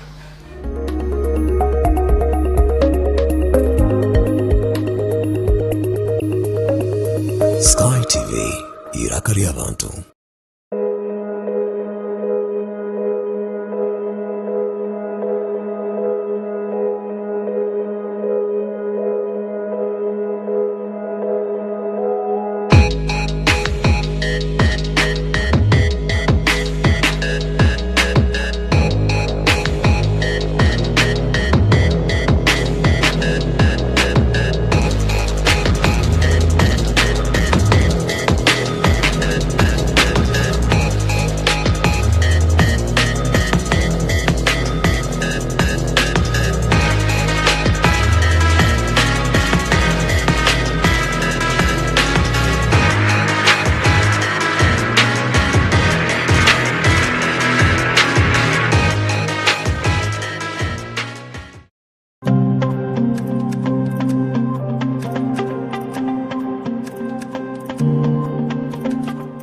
buri rwa kabiri shayishatu n'ekicweka kwika ina n'ekicweka zo mu kiro otaferwa program omuhingi n'umulisa aha Sky TV.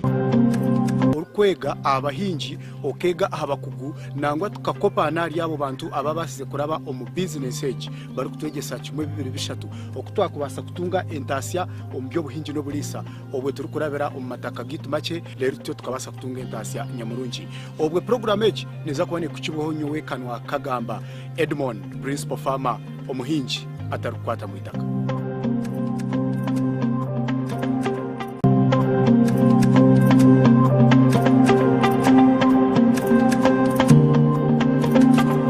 Program Party Time aha Sky TV na nyamwereza wawe ainenina bursande kuyashaha mushanju kwisashaha 10 zo mwabazyo niyo program yarabenorebera birungi byonka emikoro mirungi decoration zensia gown zensia makeup zensia byona noza kwa bushanga aha Sky TV neshanga ma Crystal Road omurembo orwambara aha henyine no kubasa kutungira iwo kwenda kureta emikoro yawe kwenda kureta byona no basa kubitereta ntubyoreka aha Sky TV chanje aha all media platforms, Twitter, Instagram, YouTube, TikTok. Biona no wanochanga tamu Sky TV UG official no wanotunga je buterevu aha aho shitame nyini nanyo muhereza wawe ainenina omushiki wanyu.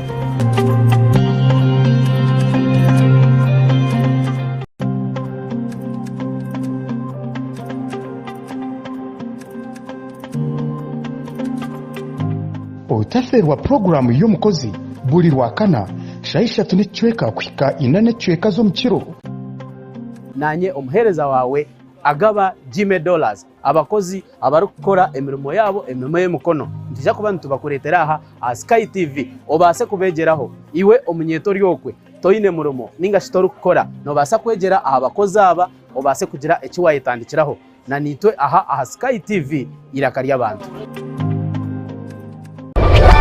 turebere enshonga za rukundo aha rubaju rw'omwami n'omukyara boyfriend na girlfriend narishi abantu binja bariokwe habiremo obutikirizana habamu n'obutabanguka omu maka turebere ngu ebi nibiretwamu obutesigana okushanga otindevunanizibwa aha mukundwa wawe too much expectations kandi na lack of respect for your partner ebyo nabishanje aha Sky Television omu programu nyamurungi eya Love Drive erabereho buri Sunday shaina n'ecweka paka shaitano n'ecweka ez'omukiro sakwa tukusiyaho amabara g'abantu harimu enshonga zitari zimwe na zimwe tukusiyaho n'obuhabuzi kuruga abantu abariokwe nanye omuhereza wawe Olivia Kamusime tushanje aha Makarista Road hihi na Kabaterine Primary School narishi aha social media platform zona Sky TV UG official Sky TV irakarya abantu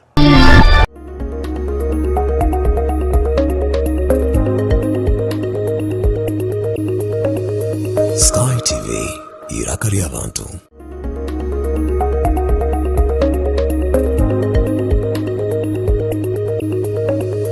Sky TV irakarya abantu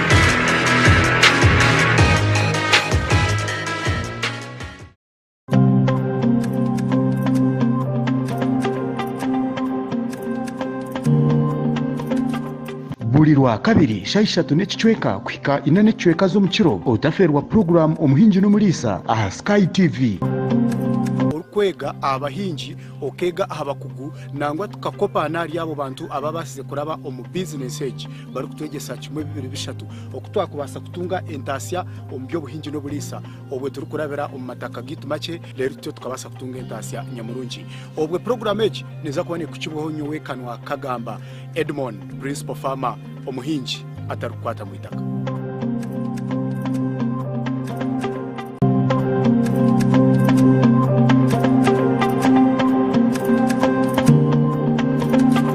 program party time aha Sky TV na nyamhereza wawe ainenina buri Sunday kuyashaha mushanju kwisashaha 10 zo mwabazio ejiniyo program yaraberebera birungi byonka emikoro mirungi decoration zensia gown zensia makeup zensia byona noza kubona bushanga aha Sky TV neshanga Makrista Road omurembo orwambara aha henyine no kubasa kutungira iwo kwenda kureta emikoro yawe kwenda kureta byona no basa kubiteretera ntubyoreka aha Sky TV shanje aha all media platforms Twitter, Instagram, YouTube, TikTok byona no banochanga tamu Sky TV UG official no banotunga je buterevu aha aho shitame henyini nanyo muhereza wawe ainenina omushiki wanyu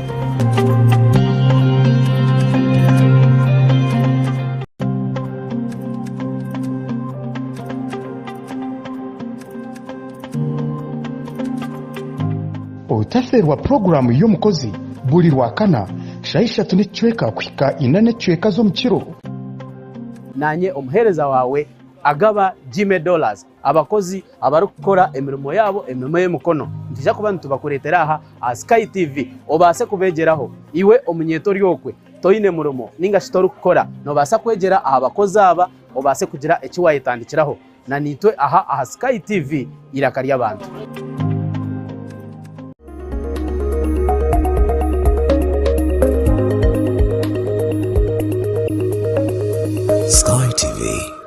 irakari abantu. Mwebale mnonga abakutureba bitu YouTube mwabakutureba following mwebale mnonga ninda messages za kwa tomuro we are appreciative. Mwebale biti mwe ntesamta ashongezi esturumu na mnonga is kwa nina education and patriotism communication opportunities because nagamba communication opportunities tuena kubantu manya what are the situations ezomuntu arikubasa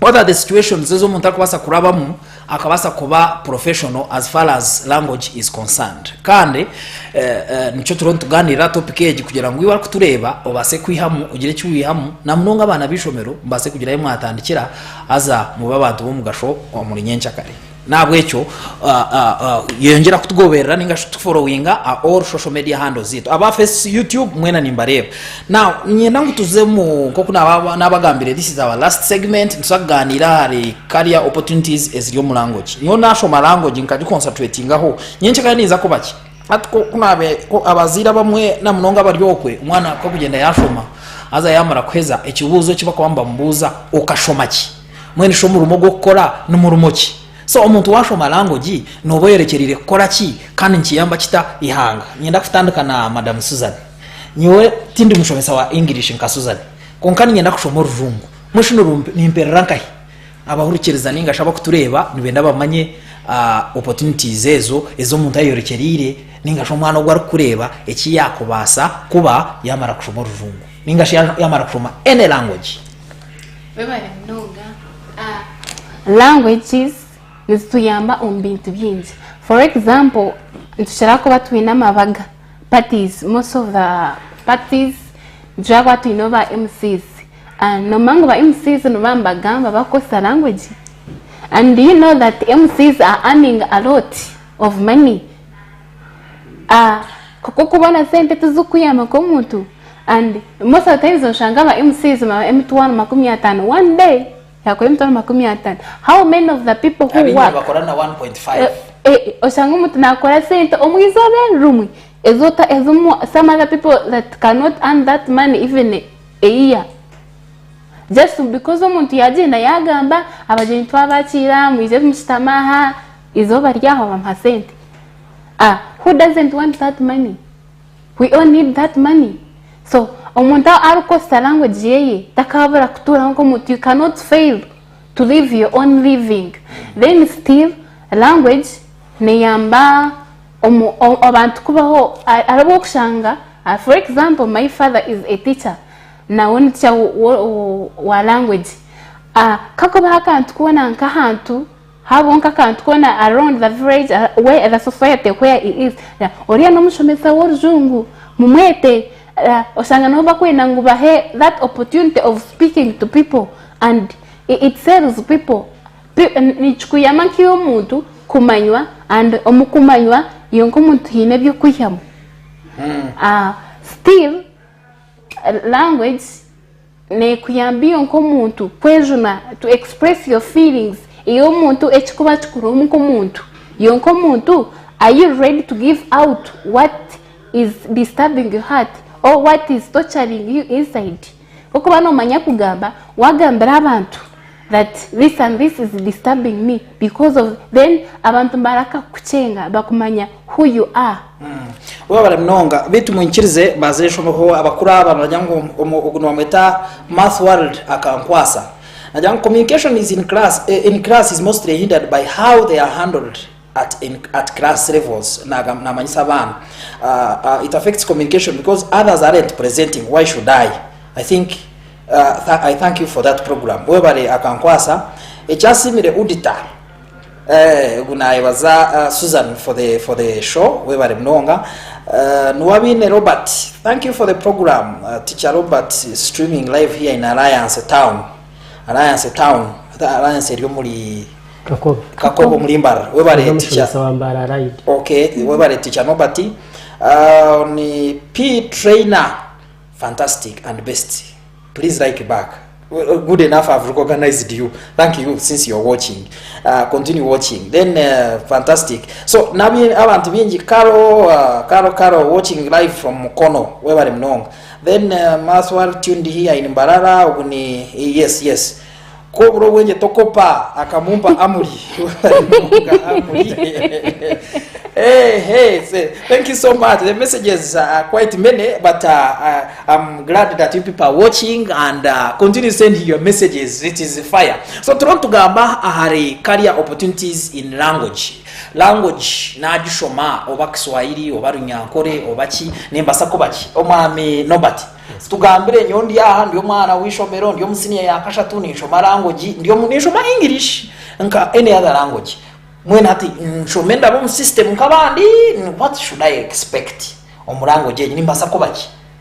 Okay, nchagambira abana nti if there is any subject one needs to learn, it is a language subject. Abokuba, for example, for the case of literature, do you know that literature teaches all subjects under the sun? I always tell my learners that I know how to operate neurosurgery, yet I've never been a doctor. Why? Because I read. So there are very many career opportunities from language, and I will just base on the practical things. Basically, ninda omwana go modern age. For example, you can't be a TV presenter, a TV host without language. You cannot be a teacher without language, because teaching is all about communication. You cannot be an MC, as she has said. We have MCs, these hype MCs.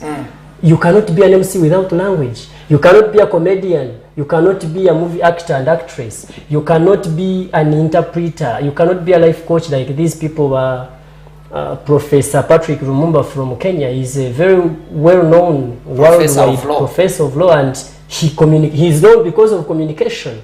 We look at people like Barack Obama, who was known for his oratory skills, and all that are under language. So you can be a leader. Yes, a politician, a politician, a comedian, abantu bafuna sente nyingi munonga. Wasakuba omweshongozi. You can be MC, you can be a movie actor and actress. Ebyona no kuyora sente. Biti munja mwayihurira from the horse's mouth. Abantu barango consultant. Nabona bafuna okuya kuja ngo tubakwenda kutugambira imwe mure bito mu rugito kwenda kutugambira ngo they are earning. These are language teachers. So you can be a language teacher and you teach others. It is also a skill. It is, why not? You can also be a presenter like me. I'm not going to sit here for long. So things change. So mwebe tugambire iwe opportunities as your language niziha, because I know you as a person who has enjoyed the teaching at the same time nebinde byo gukora kandi ekukuretera waba common kureba mahurire everywhere. Iwe language niyo kutwara yo ninga oinesha gama ya white. Wewe unagomtebeka kabisa. Aikiguze kugira ngo no opportunities ki ezi language ariko basa kwiyamba nekibasa kuguma koko kuchikapicharinga je ereka tubanze twebuze ahiranguye ekubasa kubura kutwara ningahe nikihe kiranguye ekubasa kuremesa gukora kokoronda okora for example abasayansana mamangu bakora chemistry abindi chemistry biology mathematics physics tiharo mu barako basa kwiga science na language tiharo mu rumo omunso okutakwita language no yakuba surgeon naba yabishomeri akabishomera arikosa language chana omuntu abyango I am specializing in language ubwo nwa kugira hintanuso kugira ngo nyowe ebindi gukora byona just in the basing aha kigambo ki language hakyo gwen wakuza kugira ho kace intanuso kukira haba science akongana n'aba science no kusanga 50% nibetaga language. We have a challenge with science teachers. This is on the evidence. I'm not just alleging, but it is evident that science teachers were discouraging abana. Actually, teachers of science. Yes, teachers of science were discouraging amnonga abana. Kugira ngo nyono muna tindashomere science za GPs, tindashomere GP nkagishika. this English you can pass, you don't need to revise. So banzo otuchamuro ningashi you clarify on that. Abashomesa ba science bashikire English no kujika anyhow oba nenda we some skills that need to be mastered. Hati ninja kushigambira beje banje tarho language eyorobi can't tarho language kumeri kuza I mean sorry tarho subject eyorobi can't tarho subject egumere subject yona ekikumataringa no kujikunda nyobo nabe ni shoma tinkwizukizo bana rumwe ningo atekitabo cya English kuri vayizini kandi tinkwizukizo bana rumwe ningo English konka tire mushomeso wundi kwizuka hansi yiguru oranshomisho ruzungu ntakumukunda kabe mushiza kabe mukazi so ekintu cyo nakuza kukishika no banza ukikunda ukundana nari gukora ki nana ari kukikora hasa icyo kugambira umwana ngo don't mind about this, it is just misleading.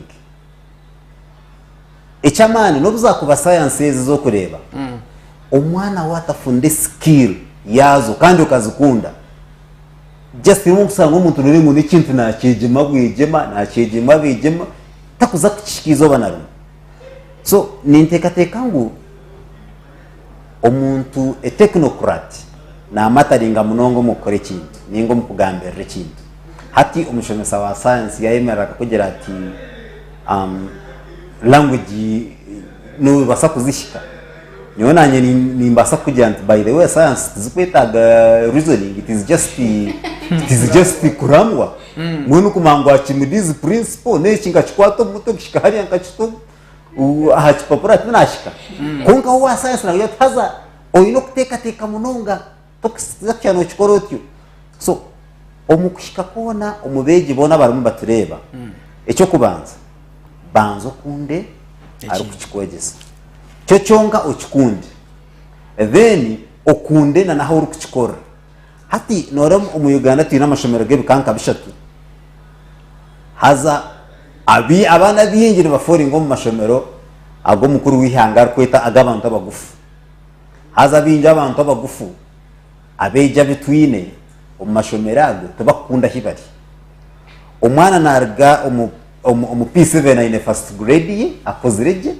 kunkembere aziguma abamutwara umwishomero erugufu ashikaja tanshime kubandi mwishomero yamani ayeyanga konka oshanga okweyango okwe nanokwangisha nuko kumugwisa hati yari yakizagwira jata ukakona jangu nkagira nkashika ngabaninza kuzahandi hati wata mamani kandi hati ashika ushanga wizirashikire hati aramunago wiziragwire aramunashika nyo nitekateka ngo borahama hari opportunities hari umuntu ari kushinga ayine musenda hari umuntu ari kushobora ayine musenda so no sango mwishomere kweteri yamace umwana ari mu first grade na babara bace kandi eri mu kweteri hango hari muna na ba second grade so nyowe skire yinkwireza umweji arimo nandeba nemwe create love kunda ishomero yawe oye kunde okunde omuntu ari kwegesa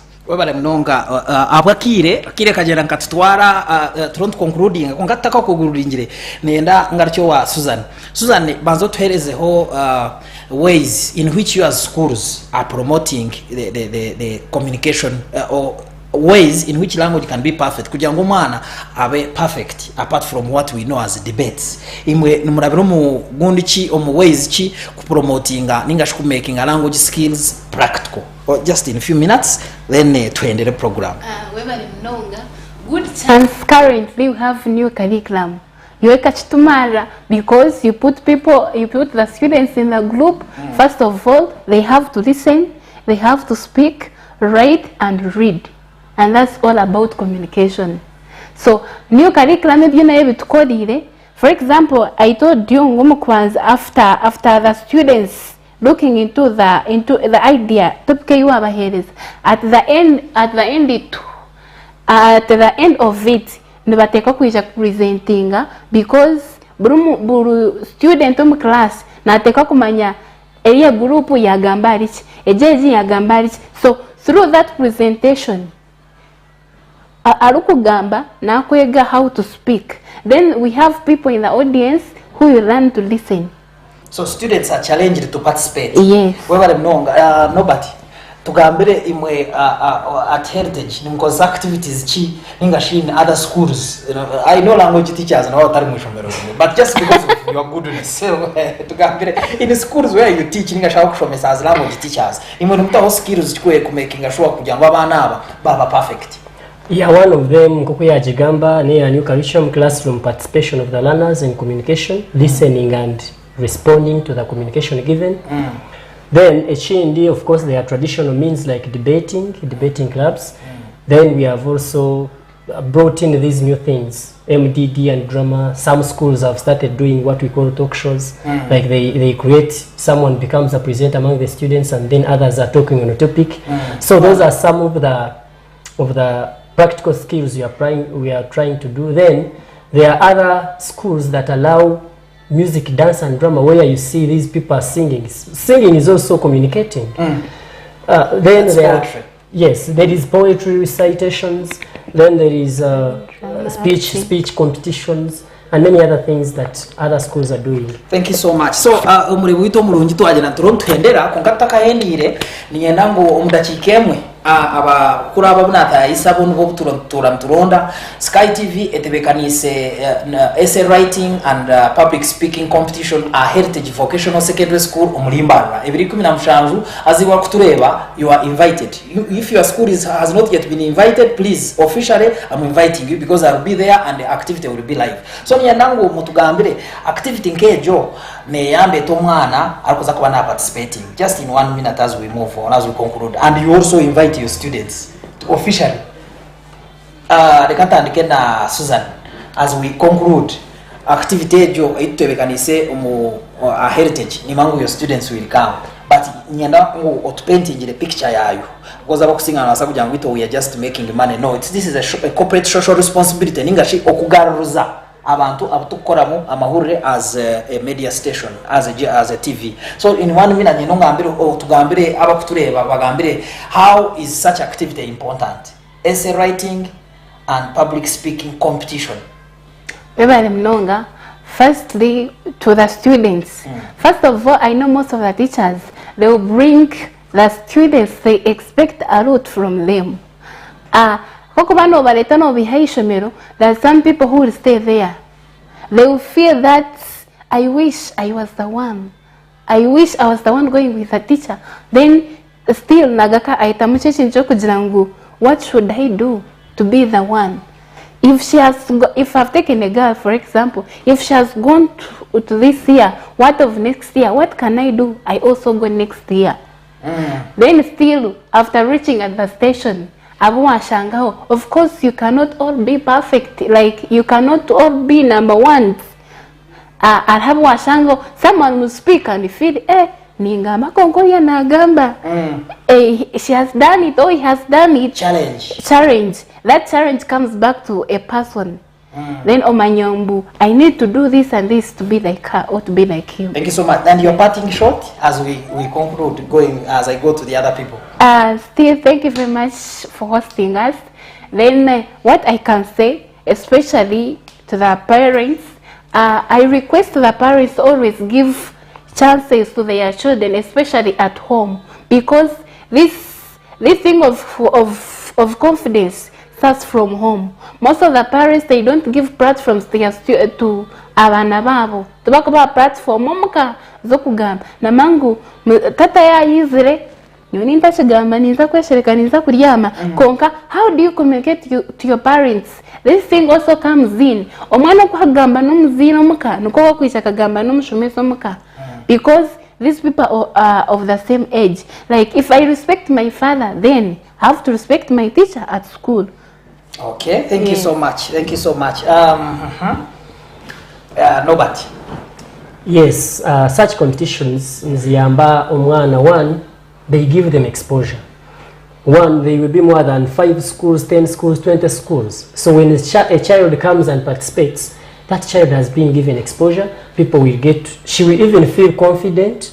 Then it also creates what we call creativity. this learner will have to think beyond imagination to come with something that can make him or her become a winner, and that it creates a sense of competition which is positive for the learners. Call your students to come and attend. So before that, I want to appreciate the people that have been watching us. My co-workers at Mbaralide School, my co-workers at Western College School, my students from schools, and my co-workers at Heritage Vocational School, which is going to be hosting the competition. So I'm inviting all people to come. My students, please come and be there. It is going to be an opportunity for you to see, to learn, and to socialize with many students from other regions, which is a plus in your education career.